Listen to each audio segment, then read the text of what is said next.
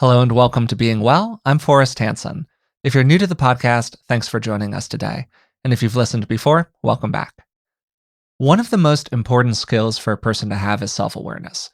It improves our relationships, it helps us pursue the goals that truly matter to us, and it supports us in growing and changing for the better.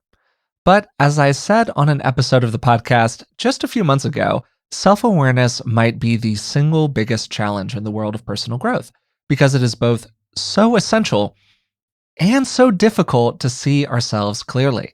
And I even questioned during that episode whether it's possible for us to become more self aware. Well, today it's time for me to eat my words a little bit because we're going to be focusing on self awareness, including how we can maybe, just maybe, become more self aware over time. So, to help us do that, I'm joined today, as usual, by Dr. Rick Hanson. Rick is a clinical psychologist, he's a best selling author, and he's also my dad. So, Dad, how are you feeling about this topic? I feel it's perhaps the foundation topic for truly being well. Yeah. With it, all problems are solvable. Without it, no problems are solvable. A slight exaggeration, but pretty close to the truth. Yeah. Yeah. And it's something that you can really develop over time. Yeah. And we're going to talk about great. that. Well, that's maybe a point of distinction between the two of us. It's not that I don't think it's developable at all. I just think it's really hard to do it. And that gets me into the first thing I wanted to ask you about, which was about working with people in therapy. And you obviously have a long time clinical background as a clinical psychologist. Did people generally walk into the room when you worked with them being fairly self-aware? Of course, nobody's perfect, but fairly self-aware about what their underlying problems were? Or was that something that in general really needed to be cultivated over time? Yes. What I mean is that sometimes people come in to different therapists for different reasons. I had a general practice seeing adults, couples, families, and also kids. And sometimes people would come in because there was a practical problem that it was very clear to them. For example, how to navigate, parenting, co-parenting with an ex, or what to do about the fact that they just felt a loss of purpose in their life after the kids left home or they retired. That was pretty clear. Or they knew they had a drug issue or an alcohol issue that they just had to deal with. Other times, yes, often people come in with this sort of vague miasma of misery, like, ugh. And I'm not making fun of it. This is poignant. This is real. And they didn't know why they felt the way they did, or they didn't know why they tried to do some things and they hadn't worked. So definitely that's where we start, but it's certainly not where we end. And I guess a little bit, I'm in the candle business. So you're talking to a guy who has seen the evidence again and again and again of the benefit of bringing light to situations and bringing light out into what had previously been the shadows. Well, that's a beautiful metaphor to start with. And there's this common idea in therapeutic practice of what's known as a presenting problem. There's this thing that a person knows that they have to deal with on some level. They're having an issue in their life that's bubbling up to the surface. But that presenting problem is often a manifestation of much deeper issues that person is facing. They've got something that's beneath the surface or in the darkness, to extend your metaphor there, that you need to bring a little bit of light to. Was that also something that you saw pretty regularly, where somebody might have an awareness of a surface issue, but there was some deeper thing that was revealed over time that you needed to draw their attention to? Sometimes what would happen for someone is that there would be a revelation of some sort in which they would become aware of what they had not yet been aware of in a way that was really freeing. And a story in my case that you've heard me talk about is that roughly in my mid-20s, I had the revelation, the realization that growing up, I had been a nerd, but not a wimp. I had cast my history in the framework of, I was a wimpy, mediocre, kind of unworthy sort of human being. And I told the story that way. And it was revelatory when I realized, and I became aware of the facts that no, I'd actually been a dork, I'd been a nerd, but I had not been a coward. I had not been a wimp. And that's one kind of example. In other situations, people uh, realize that something is important that they've pushed to the side, or they realize that it would be more effective if they did something, or they realize what is actually at stake in an important relationship that they're having conflicts about. So they definitely can realize certain things. One of the interesting thing that comes up for people is realizing their own responsibility, Mhm. which is a kind of self-awareness where you start to Yeah, recognize, totally. wow, yeah, um, good news, bad news, or rather bad news, good news. Bad news, it's your responsibility to a large extent. Good news, it's your power to make it better. And the two go together because if it's in some ways your responsibility for how things have turned out, that means you have influence over things. And if you have influence over things, you can make them better. So this might seem kind of abstract. I'm sure we're going to get into a lot of details here, but you can see immediately that that this topic of self-awareness is indeed foundational. I'll say one more thing here that's beneficial. People grapple with issues, right? There's issues. Okay, was I a nerd or a wimp, right? Or what should I do better as a parent, to raise our kids? Okay. There's also this process of self-knowledge for its own sake. As we gradually expand the light that moves out into the shadows of our interior, people feel more whole, they feel more Mhm. integrated, they usually feel a lot better and more at ease and at peace with who they are. Yeah, I think this is a good moment to talk about some distinctions around self awareness, different kinds of ways that it can show up for a person. And there's a classic distinction between internal and external self awareness. And we've mostly talked about internal so far. This is knowing your own values, your tendencies, your thoughts and feelings, the big schema that govern the ways in which you view the world outside of yourself. All of that stuff, that is internal self awareness. And then external self awareness is typically more relational or social in nature, where you have an awareness of how you're perceived by other people. So, to give an example of how these can be different for somebody, I might have an internal awareness of the fact that I'm an extroverted and sociable, and often, which will probably not come as a surprise to podcast listeners, quite a chatty person. And so that's my conceptual or internal self awareness. Then my external self awareness is having a moment when I'm in a group of people and we're all talking about something.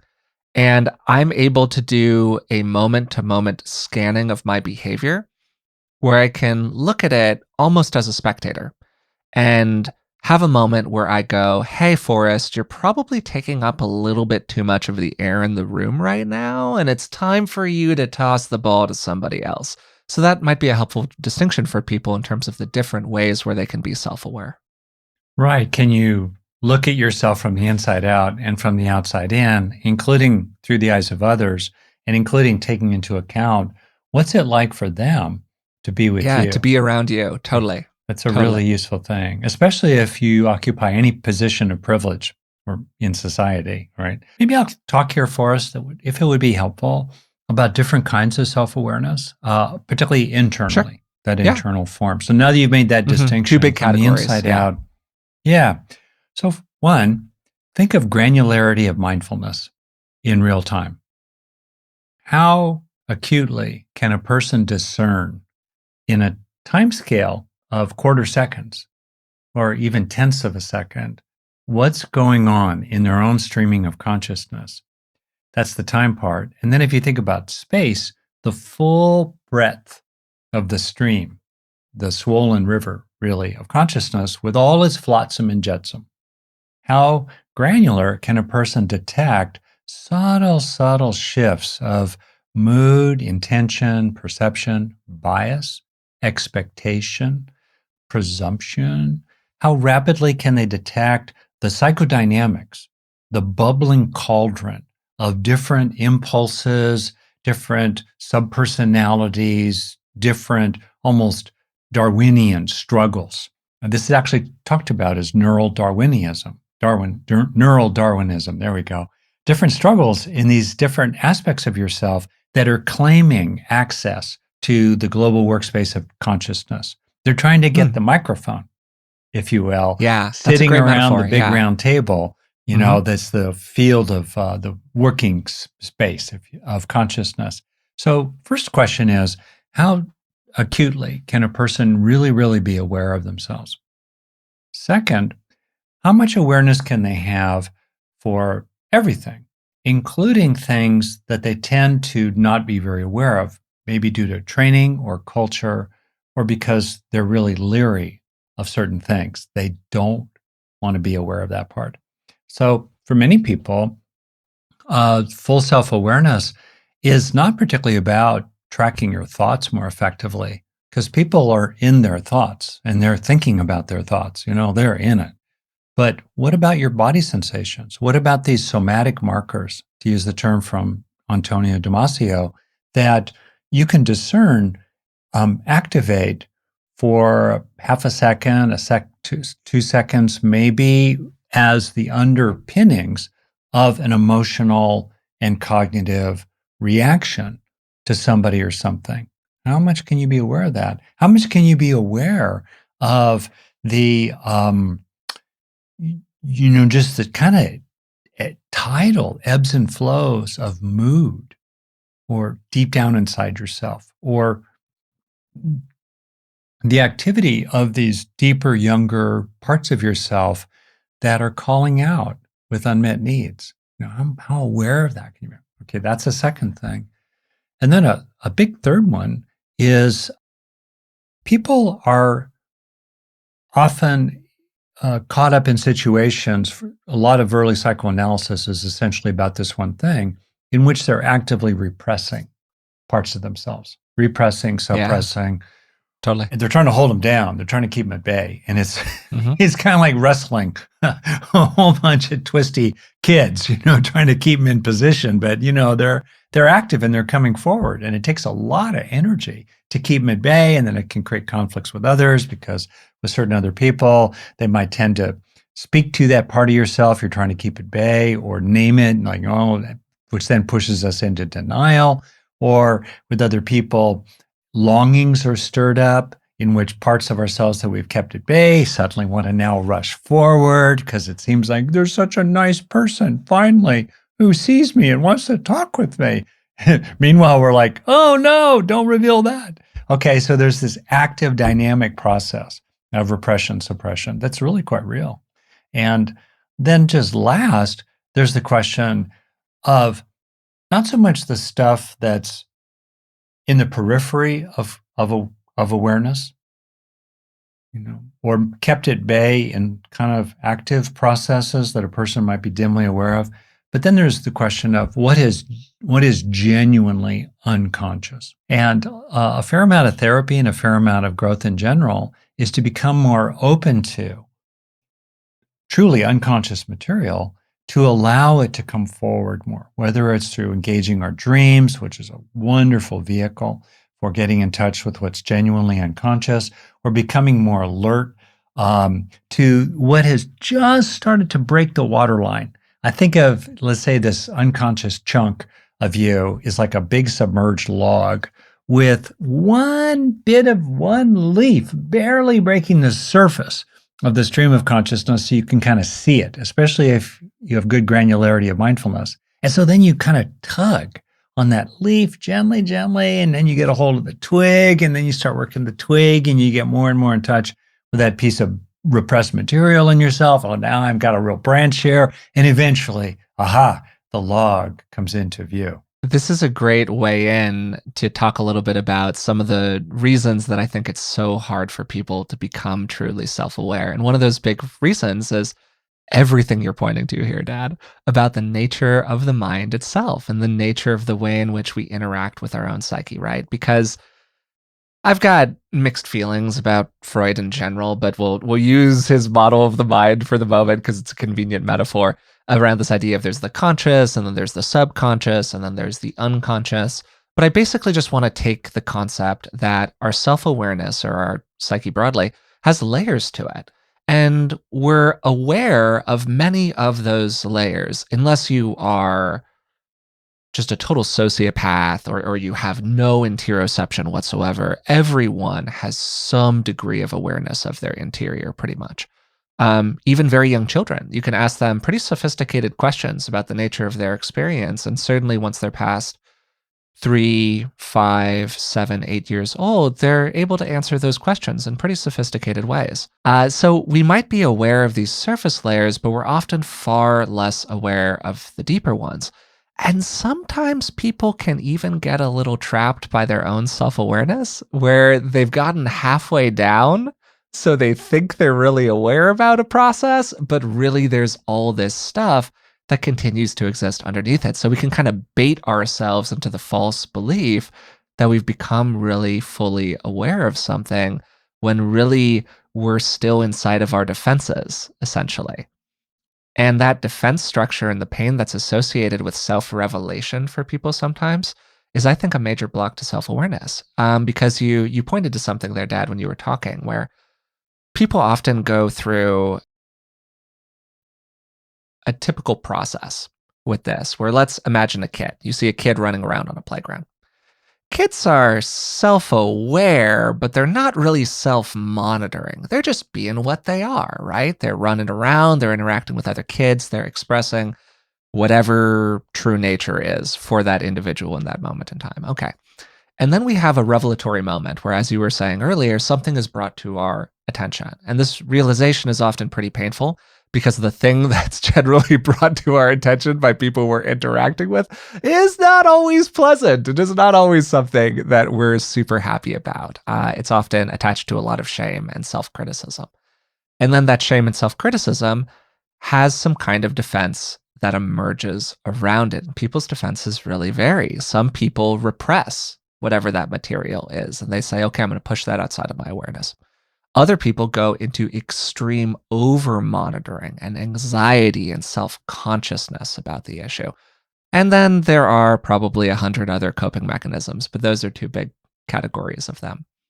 And we typically have to get through that self consciousness problem to get to a point of true self awareness of an issue. And the big battle for a lot of people is getting through the defense that's attached to the initial moment when they had the blink of the self awareness light turn on. And that light became tied to pain and shame and self criticism. And then they need to get past that to actually work on the issue. Does that more or less track for you, Dad? Oh, completely. And Yeah. you're quite a Freudian. You're right there talking about I don't know how I feel about this, but inner conflict. yeah, inner conflict. Yeah. So multiple parts, Mhm. conflict among them, dynamic relationships among them, and a major process of defending against experiencing certain things. Defense. Well, I totally co-sign that. Yeah. One of Freud's most famous cases was a young woman, and she had a kind of paralysis in her hand that was called a glove paralysis, in which she couldn't move and didn't respond to painful stimuli, like being poked with a needle in portion of her hand that did not correspond to the neural architecture. In other words, the nerves sort of moved through the whole wrist area, but for her, it was like there was a line that was drawn. It was like she was wearing a glove. It was clearly psychogenic in its origin. And so he did analysis with this young woman, and it eventually became clear that while she was living with her abusive, tyrannical father, taking care of him in a very deferential way, situated in the social structures of the time, she wanted to slap him. That was the repressed impulse in her. But she couldn't do that. She couldn't slap him. That would have been a total violation of her role. It would have brought down all kinds of bad things upon her. She couldn't slap him. So psychogenically, she paralyzed her hand and desensitized it as a way to manage that inner conflict. Paralyzing her hand was a solution to a problem as she experienced it. Now, that's a very dramatic example of a defense, the paralysis being the defense against an underlying impulse, right? Even a very understandable one. Most of the time, when we broaden in self awareness, it's much more incremental and bit by bit. Also, a lot of the time, what we become aware of is good news. Yes, to some extent, we get in touch with our pain. And as a subset of that pain, there could be feelings of shame or worthlessness or appropriate healthy remorse. So sometimes we do get in touch with that. But very often, what we get in touch with is neutral, informative information, right? That's actually useful, pragmatically useful information about ourselves. Or we get in touch with aspects of ourselves that are really, really sweet and good. That's a that's a real important aspect of self-awareness. Like I'll ask you, maybe we'll take turns here. I don't know. I have a story queued up. Um, is there anything that you got in touch with through self-awareness that for you was reassuring, a relief, good news? I don't know. I'm not totally sure how to answer that question, to be honest. Well, this is the first in the podcast. You've never been unable to answer a question. And also that pause was really long. So this immediately for me as a therapist, and I'm not going to therapize you, Forrest, fear not. And it's definitely on the air, not going to therapize you. But for me, I smell blood in the water. Like, oh yeah, if I'm a therapist. Oh yeah. Yeah, I'm I leaning mean, into this one big time. yeah, maybe, God, maybe I'm just wrong about this, which I'm open to be. I don't feel like that's where the pain points are for people. I think the pain points are around dealing with things that they need to change, not embracing like positive aspects of their personality. But that's maybe because that's where the pain points are for me.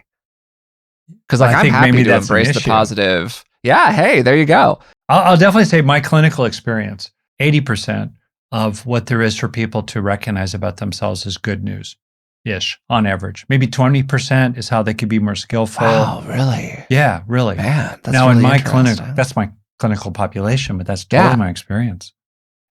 Well, okay. Well, then sure. Let's roll with it then. And if I could just go a step further, and knowing that and framing it that way makes the journey, the path, a lot easier to take because you're usually expecting that what you'll be discovering is good news, and so you're much more Okay, willing to yeah. keep Hey, going. Yeah, that's a totally fair piece of advice because I think that if people are deeply concerned that every time they peer inside the mind, all they will find is demons, then clearly that is a big disincentive to peering inside of the mind. So there's probably some real usefulness here and that's a in common positively view. reinforcing. Your Yeah, your absolutely, assumption's absolutely. Yeah. really common. Yeah, Yeah, and I mean, obviously, I'm coming to this as not a clinician, yeah. so I'm not having the experiences that you're having in terms of sitting in front of people. I'm just engaging with my own content, and and hey, maybe we've just found like a story that I tell myself in that I'm becoming now more self-aware of here in real time,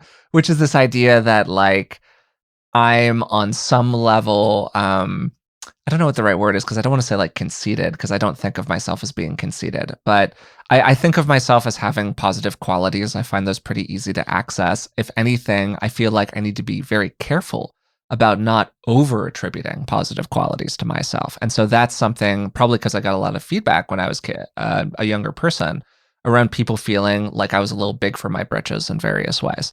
Um, and because I'm extremely socially valenced, I developed a fair amount of sensitivity around that. So my self-monitoring processes are often very tuned to being very careful about tone and not overclaiming my own knowledge and being very sensitive to how I'm being perceived as too much of a knower by other people. And it even comes through on the podcast from time to time, where, as longtime listeners will know, I precede almost every comment with some version of I think or kind of or sort of or maybe. And that's sort of my way of softening that. So, maybe a little self awareness is peeking up in this moment about my own process. But to honor your question, I think that's something that I've become increasingly self aware of is my own positive motivations in terms of almost a pushback to that.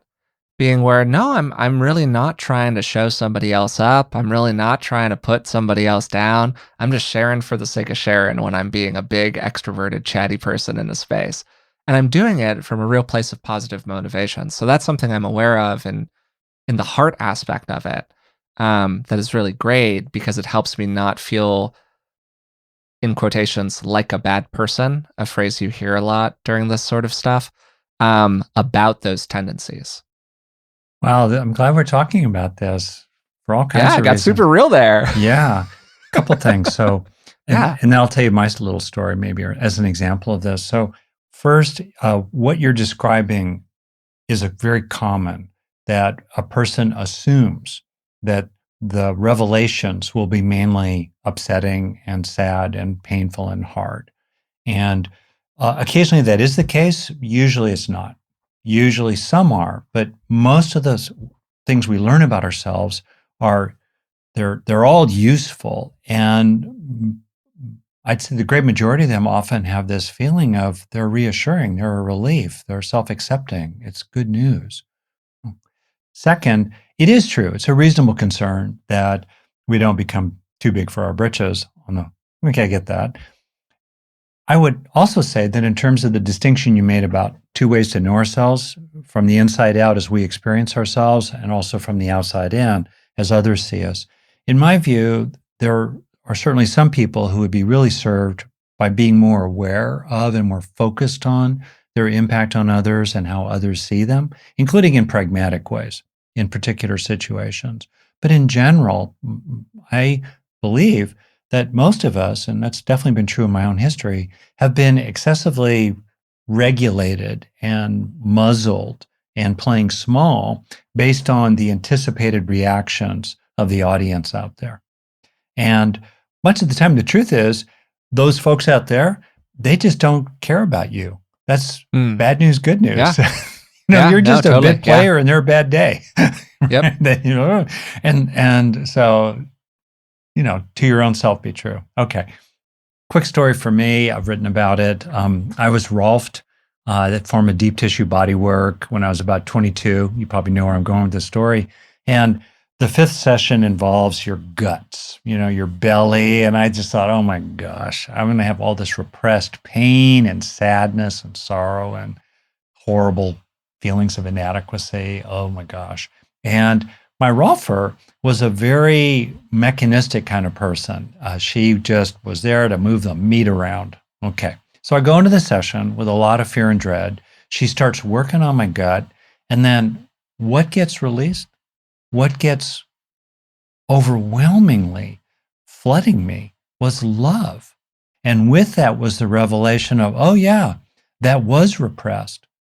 Hmm. Love was repressed a lot because I withheld it from my mother in my painful, poignant, struggles with her, which to this day I feel, even though I was just a kid when I was doing it, I feel sad about it and somewhat definitely remorseful for the impact on her. And so that would be an example. Often, what people get in touch with is, as you said, their underlying good intentions, their underlying sweetness and sort of positive blessing orientation toward the world, their wish that others be happy, their wish that others not suffer. They get in touch with that.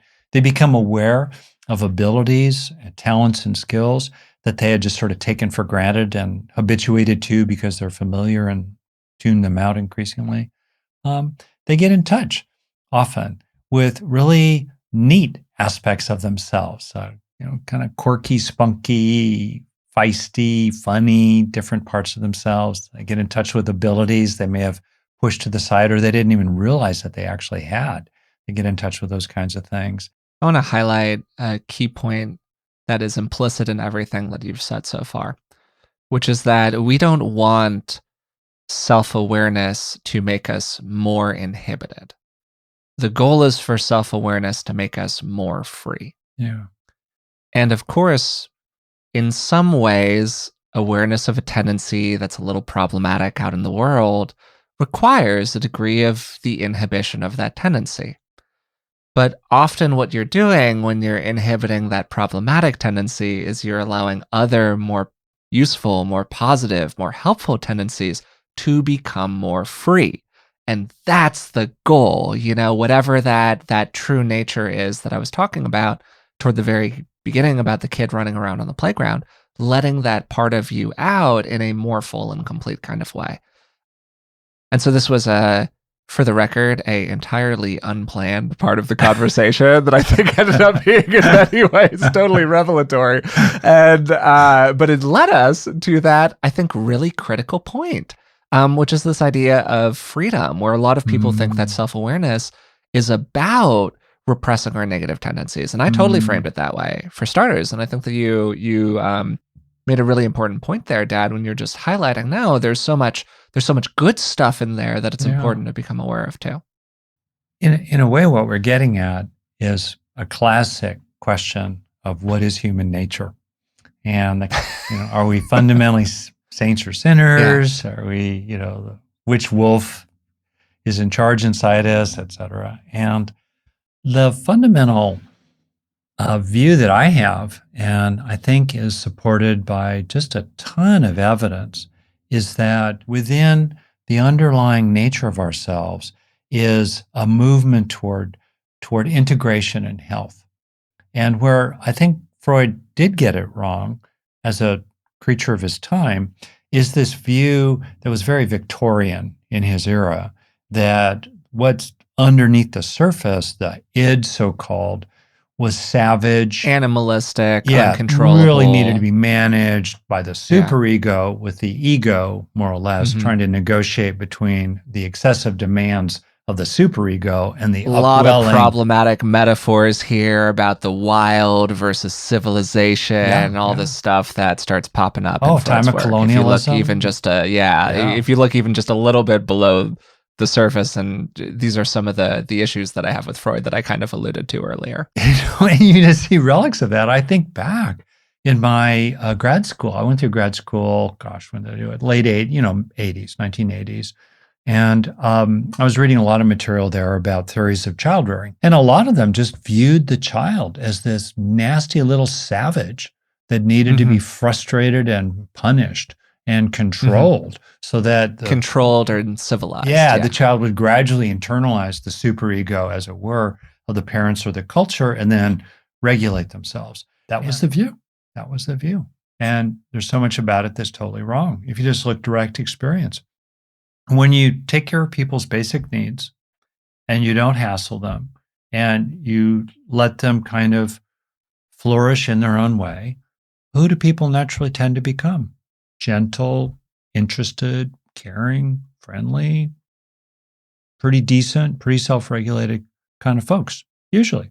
And it's the exceptions to that really stand out. But the rule is this natural movement in us toward health and sanity and lovingness toward others. And I think that that's an important thing to appreciate. And in a way, recognizing it for me gives us courage and strength to stand up against the forces of callousness, atrocity, brutality, exploitation, racism, and all the rest as aberrations from our true nature. Well, that's really interesting for starters, and is a good framework for some of the stuff that I would like to take a little time to focus on now, because I would love to return to that structure of you have an awareness of something, you have some painful experience associated with it, you cut it off in some way. That cutting it off prevents you from becoming self aware in a useful way.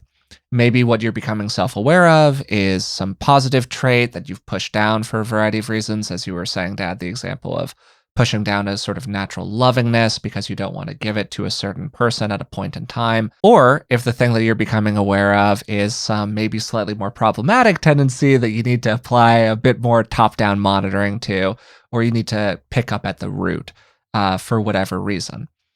And in that moment of the cutoff is where I think a lot of the interesting questions about how to become more self-aware are, because there's this critical moment immediately around the time that self-consciousness kicks into a person's system where they become self-critical, overly punishing about the nature of the thing, as opposed to being able to accept it fully and address it in whatever healthy way exists for a person to address something. So, what does the person do to limit the pain that's associated with the self criticism or self consciousness? And that gets to a lot of the defenses and repression and so on that we were talking about a little bit earlier. And that makes a lot of sense when somebody's dealing with a more painful or a big air quotes negative tendency that they might have. But it's a little bit less obvious when, to your point, Dad, we're talking about positive tendencies that we're pushing down for whatever reason. What do you think causes people to repress the positive aspects of their nature? Wow, it's so good. Well, a couple of things here. So I want to restate a key thing you said and just Great. highlight Yeah. it, which is for all kinds of reasons, often because of messages we got growing up or what our culture says today, we feel like there are parts of ourselves, including feelings, let's say, or vulnerabilities in us that are best pushed down into the basement and locked away. And then once they're locked away, we have less and less awareness of them. We forget that it was we who put them there and have the key, right? That's definitely one thing that's true. And a lot of the healing journey is to come to terms with what we've pushed away and in a way that's tolerable, uh, become more willing to experience it. In other words, we've pushed it out of the field of conscious experiencing, and to heal, we need to experience it out. We need to let it flow through us while being experienced, usually in a very accelerated kind of way, on the way out the door. Okay, that's definitely a major source of lack of self knowledge.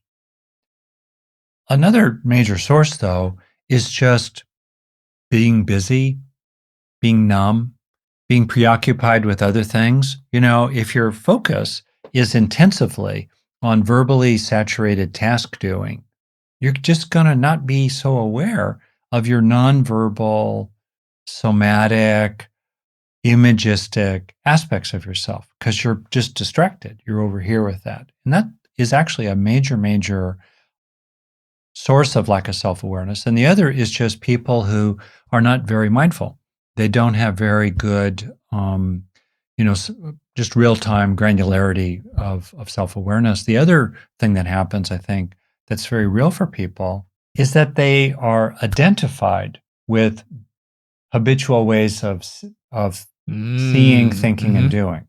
And Totally. yeah, William James described us, well, he said, most people are bundles of habits. And when we're Mm. in the habit, it's almost trance like. We're caught up in the trance. We don't really notice it. And it's only when we actually get a little distance from it that we begin to recognize what's actually happening there. And that's another major reason why people lack self awareness. It's not so much a deliberate repression or disowning of some aspect of themselves. They're just caught up in a habit, a way of being and thinking. Uh, so these are more maybe normalizing and less dramatic, but significant ways of talking about uh, the causes of lack of self awareness and therefore what we can do about it. Yeah. And just to add an additional one that I was thinking while you were talking, painful experiences can cause people to cut off aspects of their nature that are positive, just in the same way that they can cause aspects of their nature that are more problematic to emerge. Goes both ways. Yeah.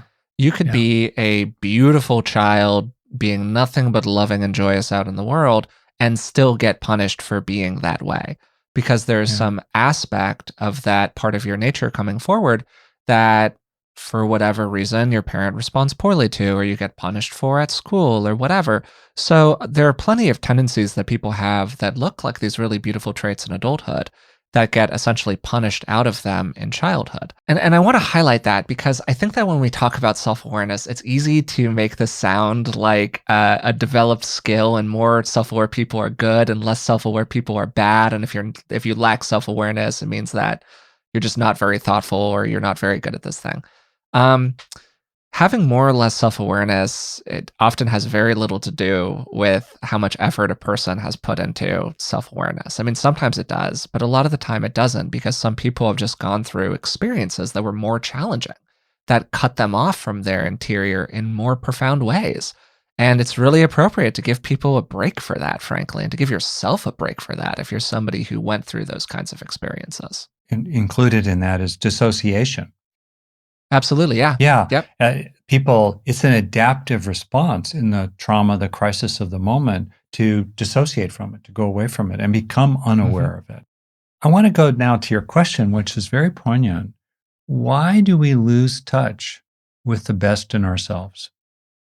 What are some of the ways that happen? And thinking out loud about it, and I'm very interested in what you would say when you look back on your history or what you see about other Mhm. people.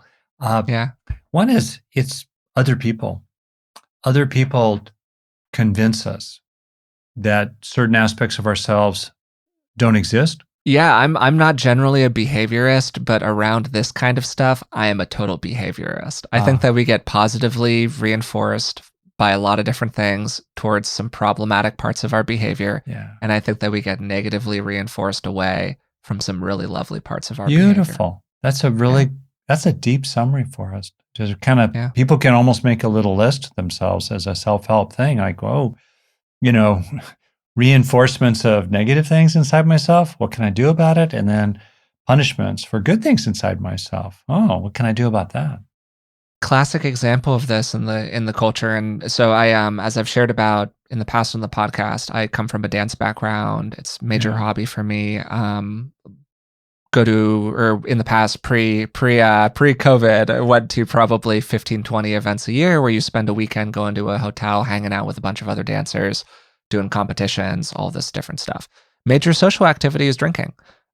Drinking gets very positively reinforced by that community. They're not deliberately trying to cultivate alcoholism, but there's social circumstances. You're hanging out at the hotel bar and somebody says, "Hey, can I buy you a drink?" It's kind of tough to say no. It becomes a social interaction thing.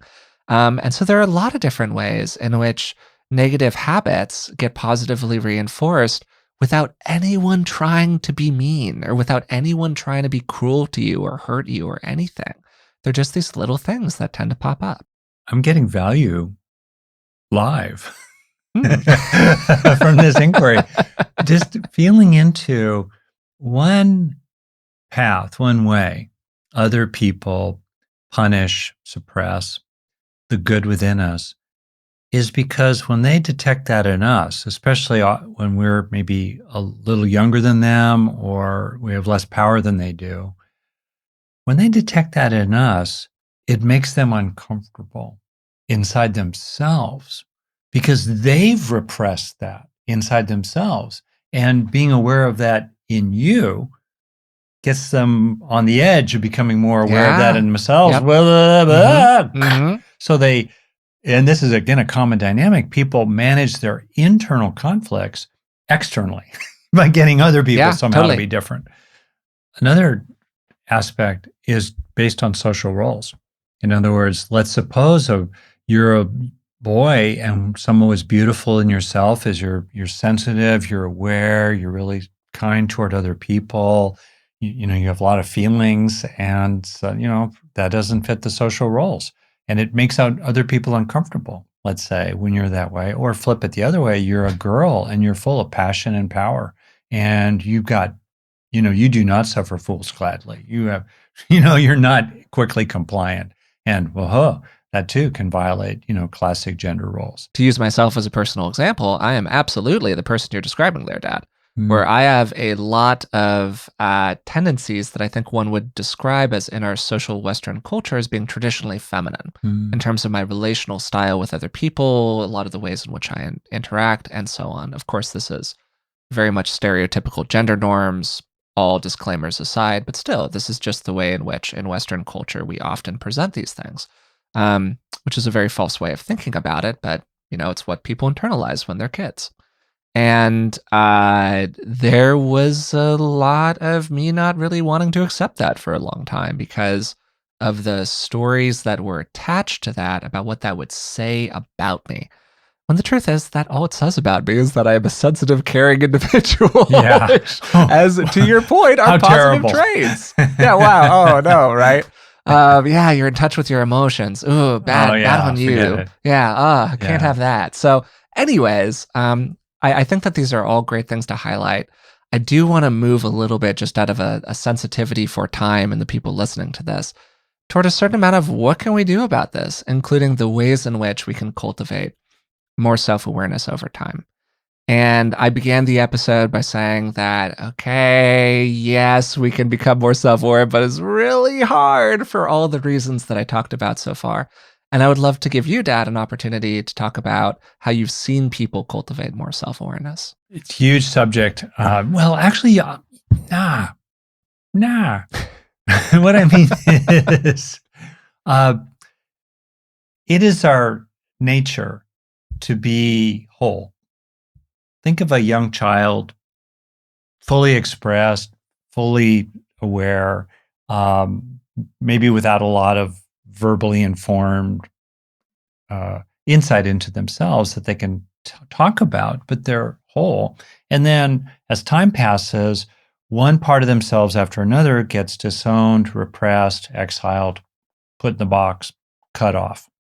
And they then end up being, uh, to me, metaphorically, if you imagine the vast domain of each of us as individuals, full of all these provinces, with a sort of kind of capital that's the, you know, roughly coherent and somewhat stable executive, core executive, call it ego process, right?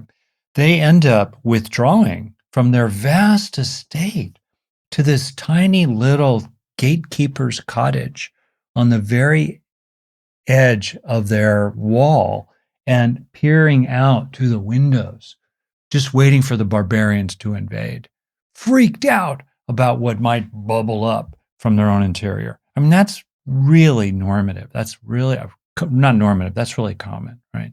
So it's it's of our nature to gradually reclaim the totality of who we are, to gradually become more aware of what's happening in the provinces, maintain appropriate executive function while operating much more like a genuine democracy, rather than some kind of tyranny, some kind of paranoid tyranny.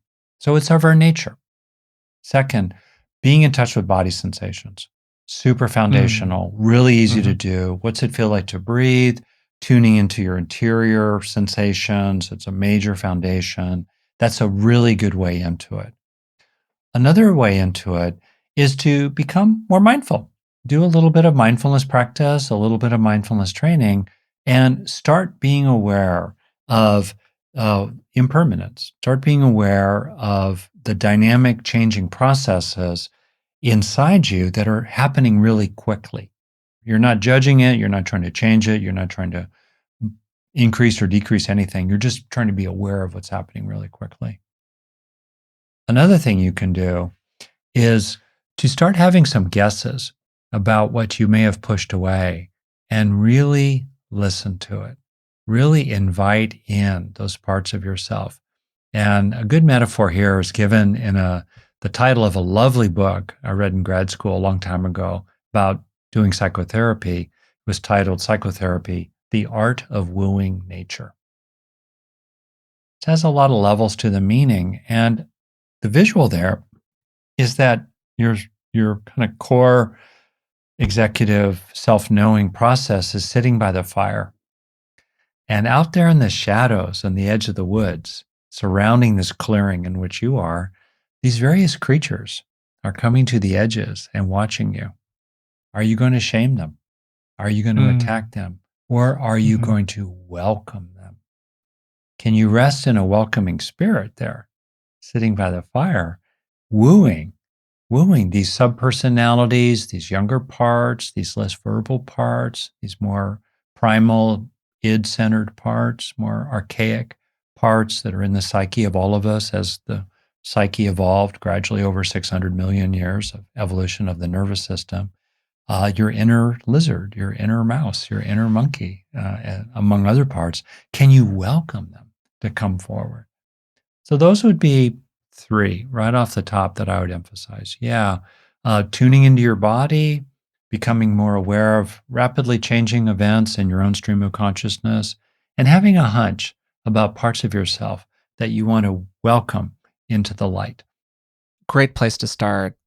And I'm trying to think about this through the lens of how I've become more self aware of some of my own tendencies and what worked for me. What was that process like? Understanding that I'm feel like I've been at this for a while, but I'm only 34 years old. I'm sure that I am not all the way down to the bottom of the basement yet, and I still got a lot to make aware inside of my own consciousness. And what immediately comes to mind is this phrase from the Buddhist tradition, and please correct me if I say this incorrectly, Dad. I believe that it's gradual cultivation, sudden awakening, which for me is a beautiful articulation of how this process works most of the time. And I think that my reticence about asking, can people actually cultivate deliberately greater senses of self awareness is I'm not sure what the first stone is that gets us into the gradual cultivation part.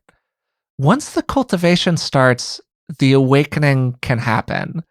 But I don't know what it is that gets me to seeing this thing on the edges of my consciousness, where I'm just beginning to become aware of it, where I can then start wooing it forward, to use your language.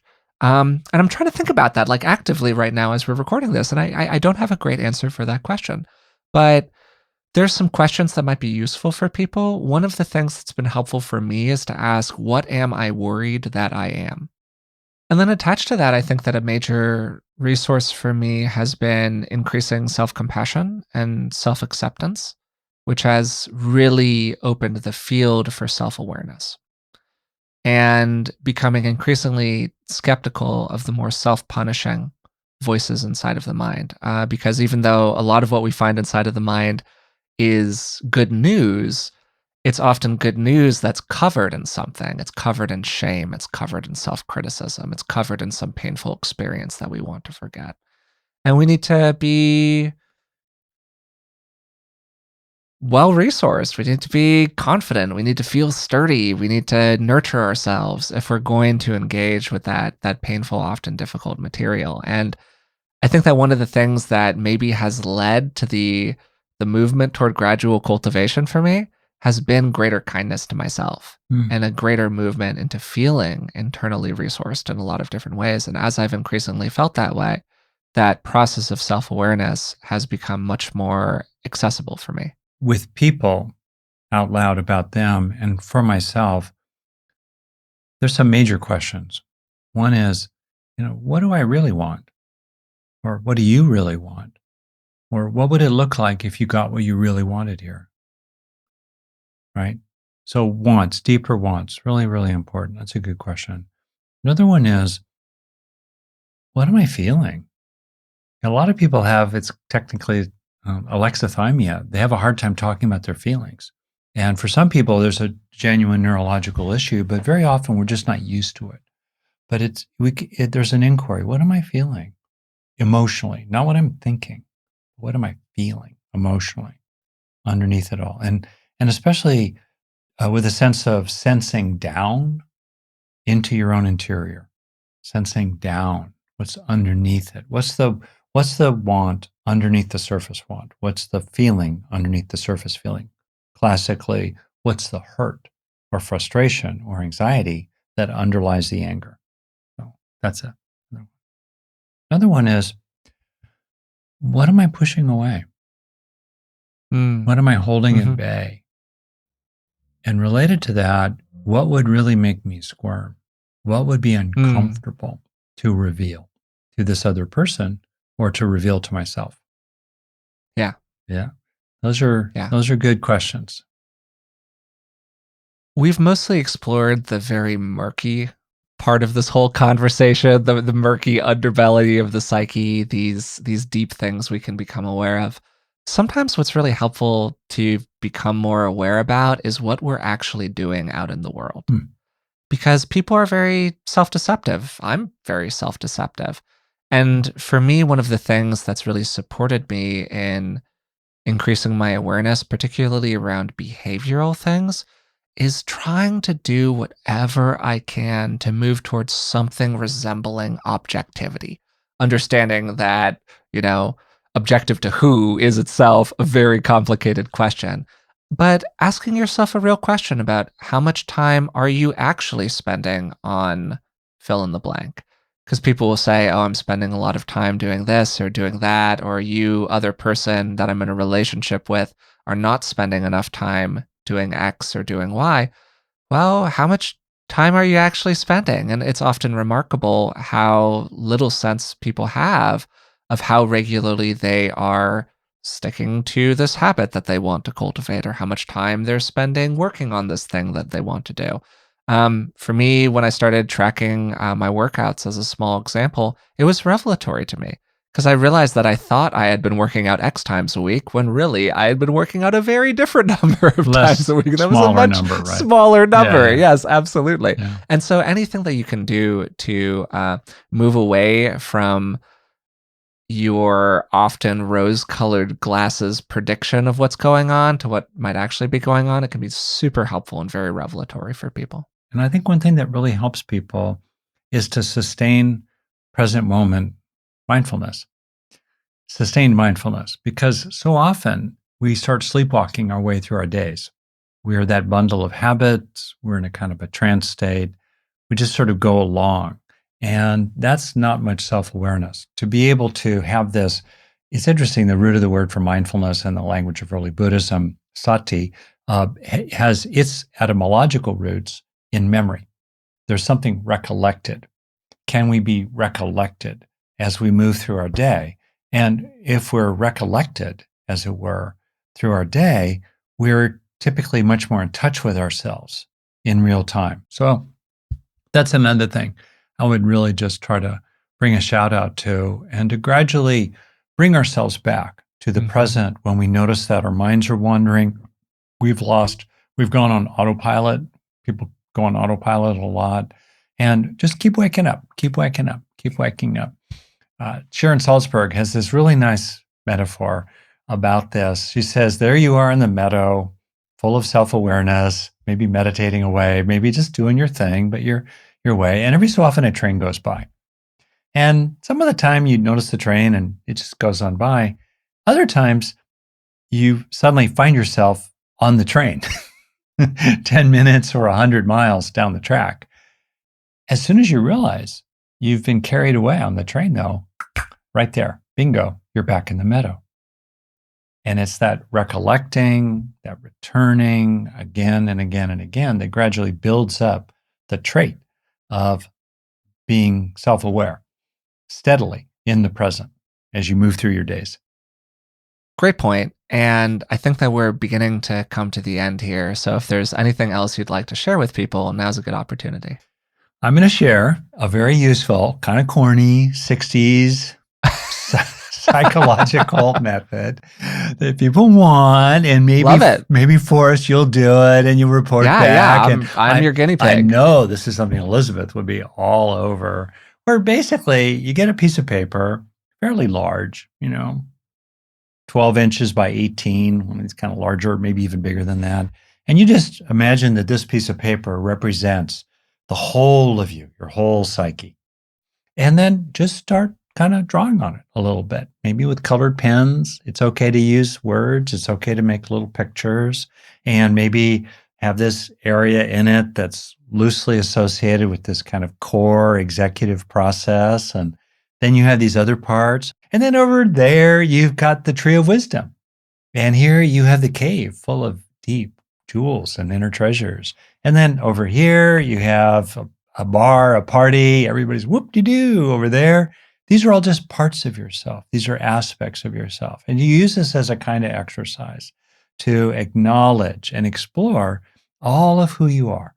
Not getting uptight. It's not an art project. It's okay, however you do it. And you might populate as well this vast domain of who you are with different characters, and you just all this sort of stuff, all of who you are. That's kind of a sweet, fun exercise. I think it points to maybe a final thought to leave people with, which is when you're engaging in this process, becoming more self aware opening up the basement of the mind, however you want to talk about it.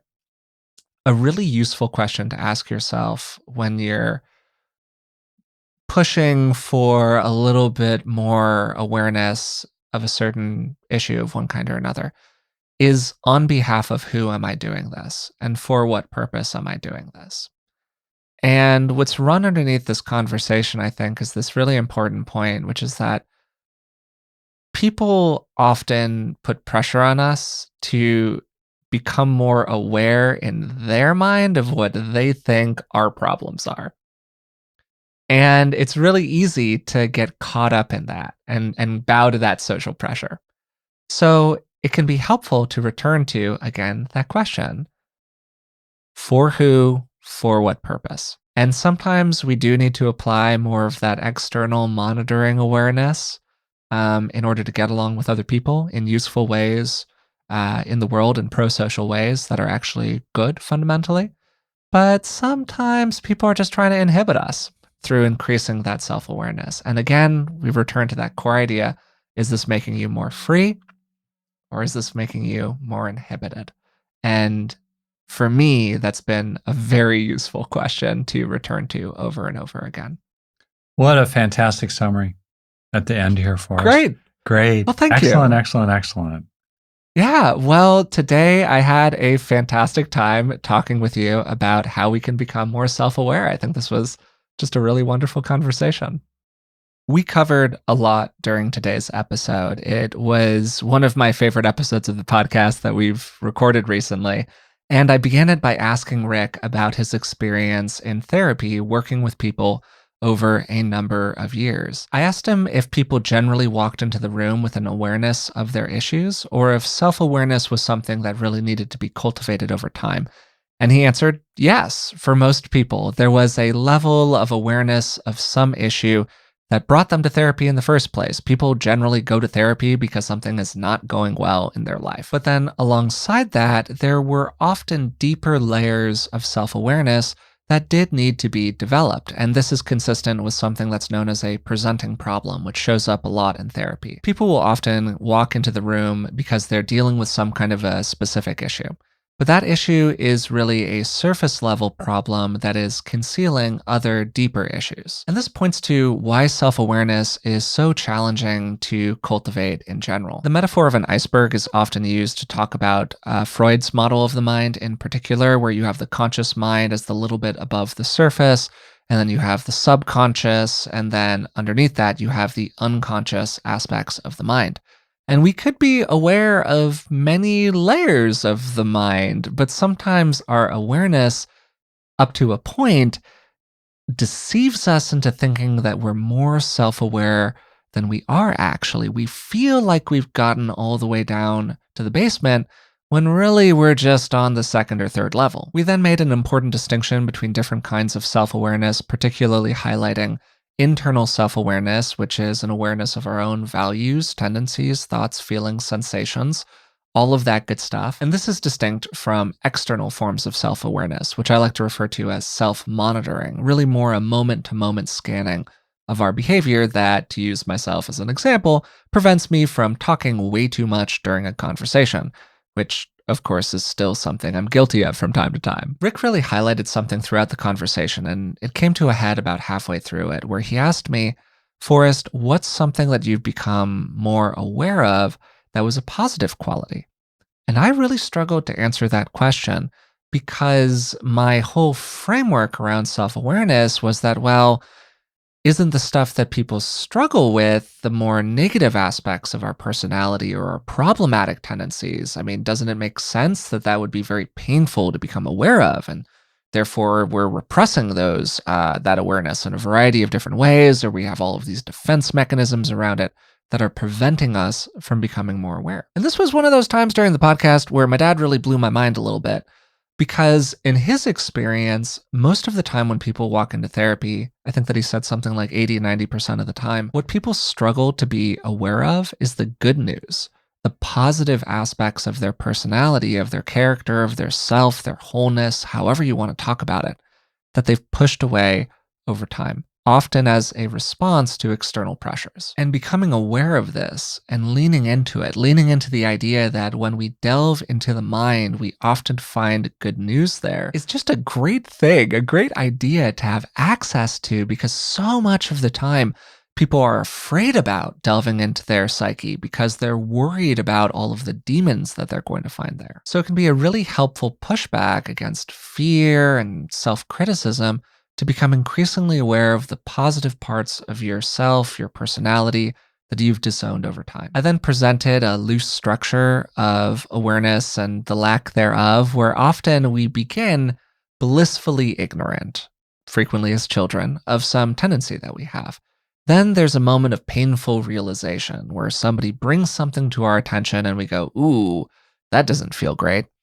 And then this leads to some kind of self criticism that this doesn't feel great is because there's shame associated with it or intense negativity that we direct toward ourselves. And I think that shame in particular is one of the biggest blocks that people have to self awareness. And then in response to that pain, people cope, and they cope in a lot of different ways. Some people cope by becoming extremely self conscious and anxious about whatever the revelation was, where they engage in a hyper monitoring of it. Some people really repress it, they totally push it down to the basement of their awareness. Some people swing super hard the other direction. And you see this, for instance, in people who have narcissistic forms of behavior, where that's often rooted in a deep lack of self worth. So they compensate by presenting themselves as being overwhelmingly filled with self worth. And all of these defenses get in the way of true self awareness because self awareness almost always involves a layer of self acceptance. Not to say that you're just going to let things go on as they have always been forever and ever, but you need to accept the reality of the situation, the way you feel, the way you are, the way your behavior is, before you can do anything about it. And this then took us to a key point that really influenced the rest of the conversation. We don't want our self awareness to make us more inhibited. We want it to make us more free. Even if what we're doing is applying some top down control so we inhibit some problematic behaviors out in the world, that often creates the space for positive behaviors to become more free themselves. We then close the episode by talking about some ways that people can deliberately develop more self awareness. And Rick gave a lot of advice here. I'm not going to cover it all, but he pointed to a couple of key practices. The first is developing the moment to moment capacity for mindfulness.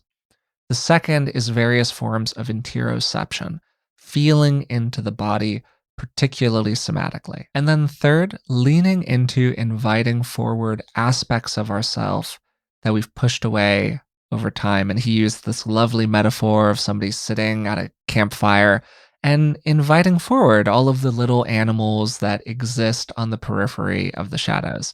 It's a very Rick kind of metaphor, very soft and fuzzy, but I think that it's a useful way to think about it, where we all have these different aspects of our personality.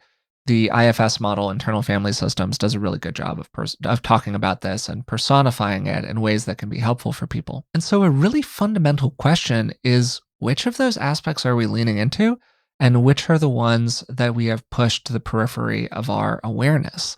And becoming more self aware often involves a process by which we become more aware of the parts that we've pushed to the side. I had a great time recording this episode with Rick. If you enjoyed it, we'd really appreciate it if you would take a moment to subscribe to the podcast and maybe even leave a comment, a positive review. It really does help us out.